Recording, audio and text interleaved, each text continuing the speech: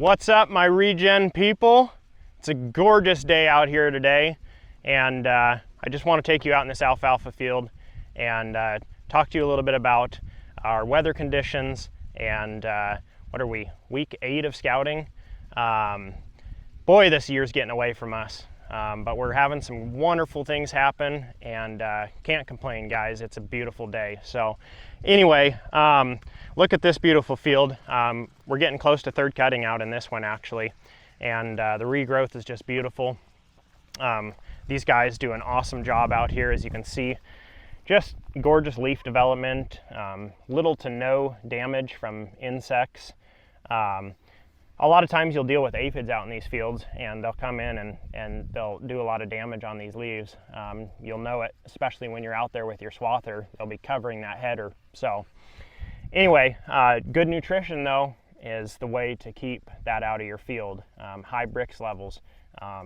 Aphids for sure don't like really high sugar content in plants, and so if you keep your sugar content up in those plants and your nutrition's really good, bugs just don't even like to be in here. You know, it's too hard on their stomachs to digest with such a high sugar content. So that's why they're like, I'm gonna go find something else to feed on. So anyway, I want to just keep honing in on this and reminding you, but think about when you're doing alfalfa production. You know, in this area we're taking 4 to 5 cuttings a year and just tons and tons of biomass. Okay, we're just growing it up, we're taking it off, we're taking roughly 2.5 to 3 tons per acre each cutting. I mean, just tremendous amount of biomass.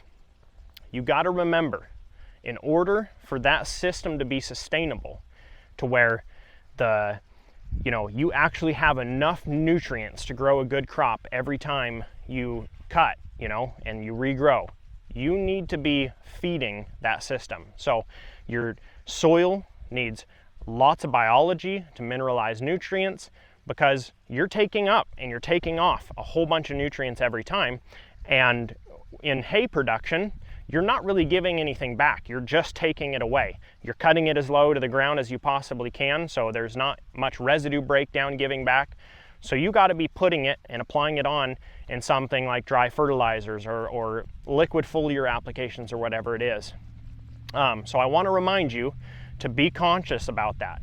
Not only is that going to make a long-term sustainable system for you out in the field itself, but your short-term profit is going to be better per year, because you're going to have higher yields. You're going to have higher quality test hay. This might even bump you from somewhere where you're just doing cattle feed hay, and you might be able to, with some nutrition, go to dairy quality feed where you get a premium on that per ton. So guys, let's think about that. Let's think about doing things in a really sustainable way. I just want to bring that to you this week. I don't have much new to talk about on the nutrition. You can go back into some of the older videos where I talk about actually the key nutrients that you're going to need. But today I just want to remind you to be giving back to your soil, especially in hay production. So guys, if you enjoy these videos, please like and subscribe, and remember, make farming fun again.